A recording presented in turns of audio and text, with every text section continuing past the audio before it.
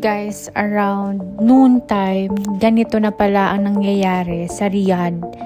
And kaya pala parang very dusty nung dumating na kami sa Al-Kubar kasi merong massive sandstorm.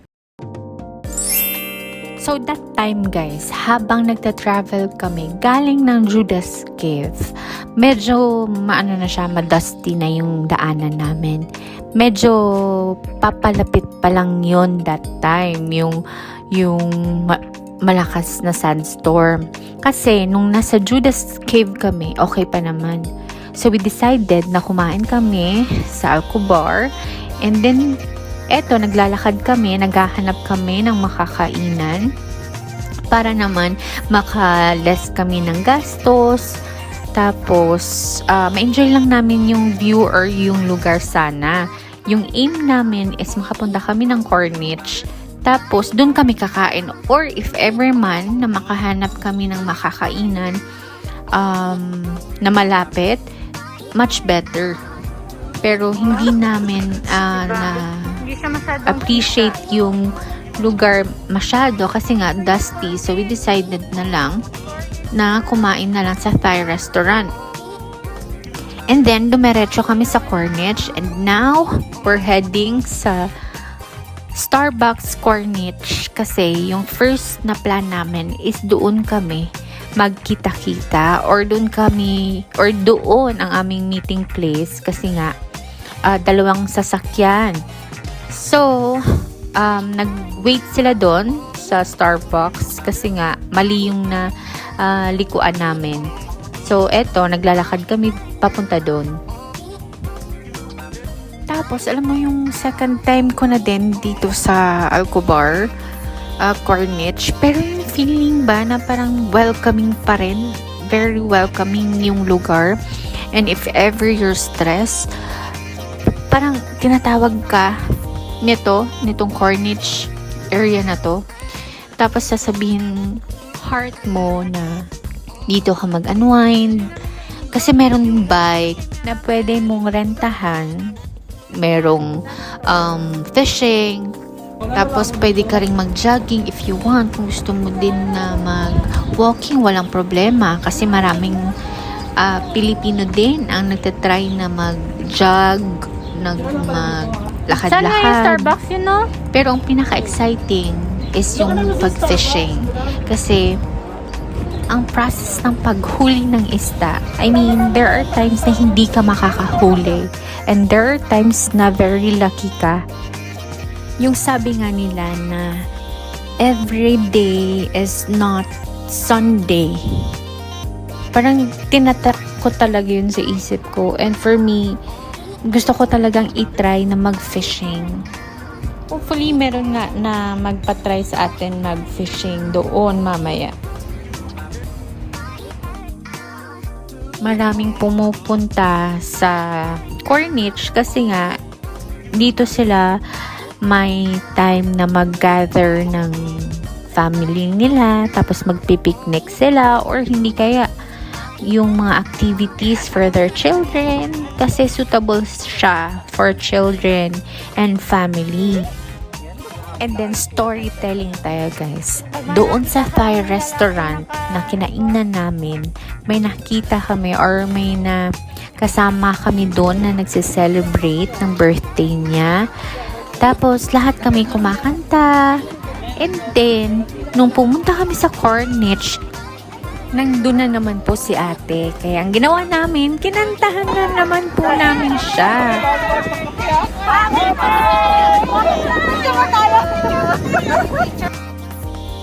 And then si ate, appreciative naman siya kasi in-offer niya sa amin yung pagkain nila. So sabi namin, ate, wag na lang kasi nga may pupuntahan pa kami. And we thought, pupunta pa kami sa isang museum na malapit sa Corniche. Yay! Happy birthday, ate! May up ka? Hindi up ka. Oh my God!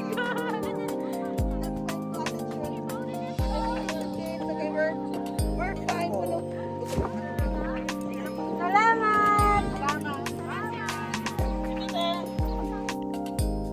this time talaga, parang hindi kami makapaniwala na yung nakita namin doon sa Thai restaurant, makikita na naman namin ulit dito sa Corniche.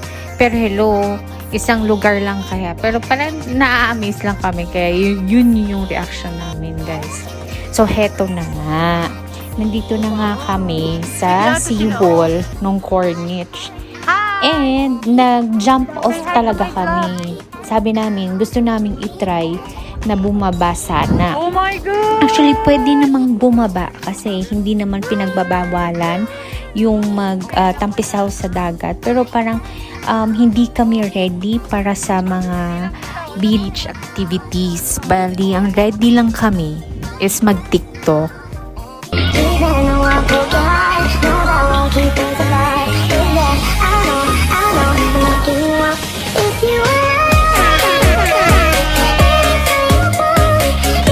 Diba? Dancer ba kamo yung hinahanap nyo? Ako yun. Diba? May pa-ans up pa akong nalalaman. Char.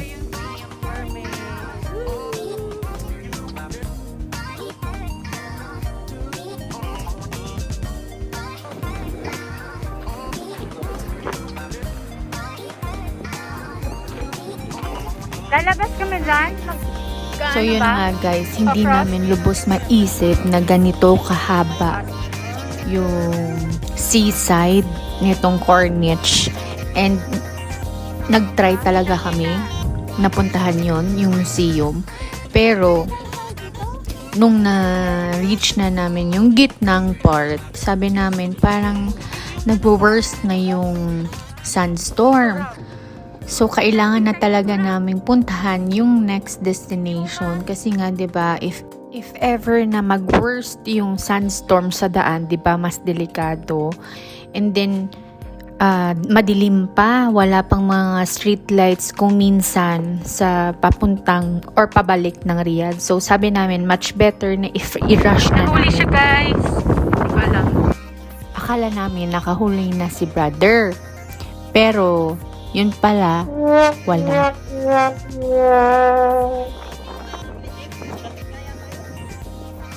If you wanna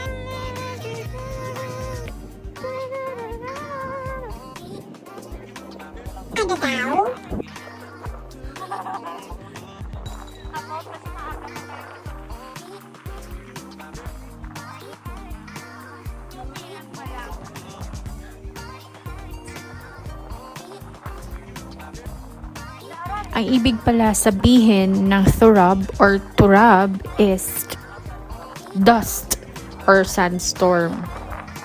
Diba naririnig nyo naman yung hampas ng hangin tapos yung ano ng dust. Actually yung mga mata namin, yung mga eyelashes namin, mapuputi na din. Isa at kalahati. At least, di ba, no? Nakakuha siya ng ganyan.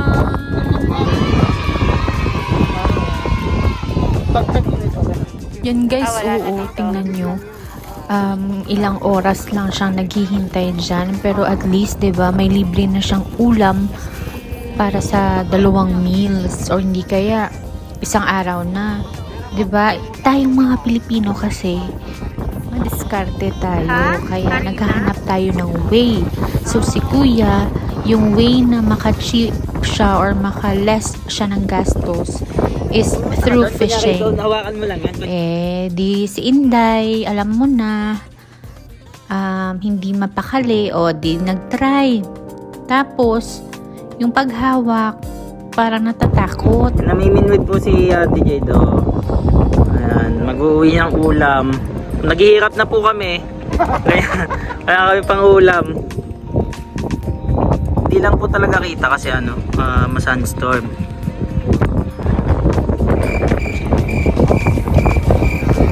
Wala po tayong nahuli kasi na try lang para may i-vlog lang ba?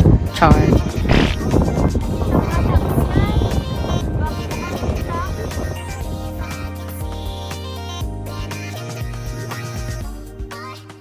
O diba? Sobrang lala na yung sandstorm guys and napakadelikado if magstay pa kami ng matagal dito sa Al Khobar kasi nga babalik pa kami ng Riyadh.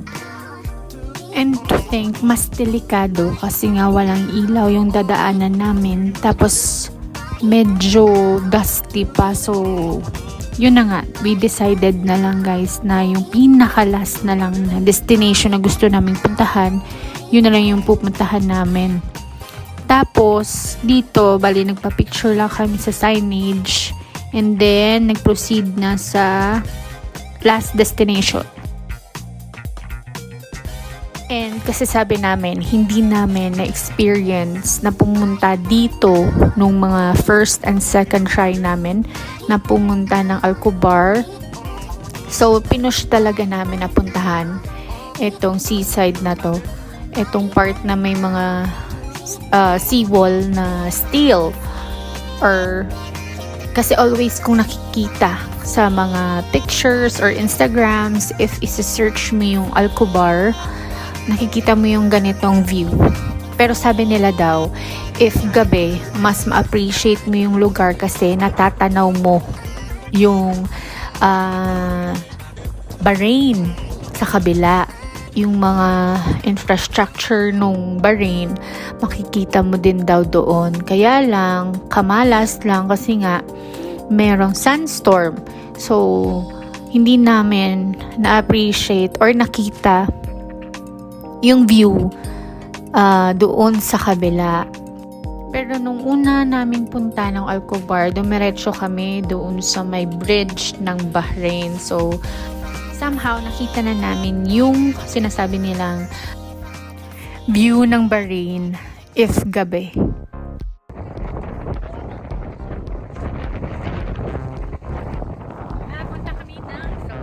Nandito na kami guys sa Salt. Kasi nga noon, ito yung place na gusto naming puntahan, kaya lang pero nagkulang kami sa oras. And this time, syempre, mag-order ka muna bago ka makapasok kasi nga hindi ka naman makakapasok if wala kang food or drinks na in-order. So, syempre, as Pinoy, di ba, nag-order na nga kami. 2 or 3 person pwedeng makapasok na.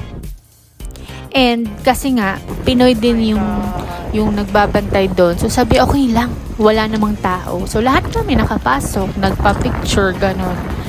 And hindi namin ma-take yung lamig kasi nga malapit sa dagat. Grab. Kahit nagsasalita na ako, parang hindi nyo pa rin diba naririnig kasi wala pa akong mic. Purita pa tayo guys. Di pa natin afford yung mga ganon. Basta importante yung view. Imagine if hindi nagsa-sunstorm or dusty yung kapaligiran. Di ba ang ganda siguro dito if magsistay ka ng gabi tapos chill ka lang kasi di ba nasa dagat, tapos maraming ilaw, tapos maraming lamesa. Yung feeling na nandun ka lang din sa Pinas. Sayang lang talaga eh.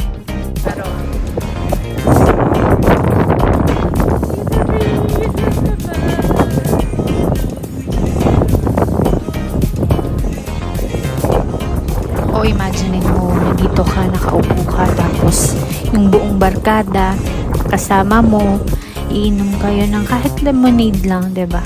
Tayo naman mga babae, wala naman tayong pakialam if anong iniinom, may kape man or lemonade, basta yung chismis nandyan, 'di ba? Sa lahat ng mga marites, present.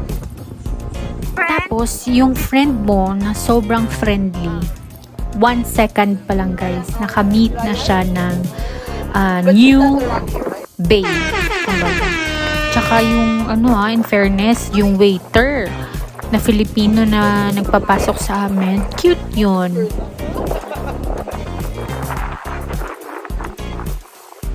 Gonna go there, guys.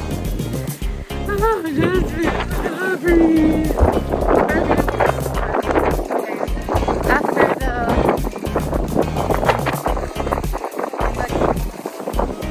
this is the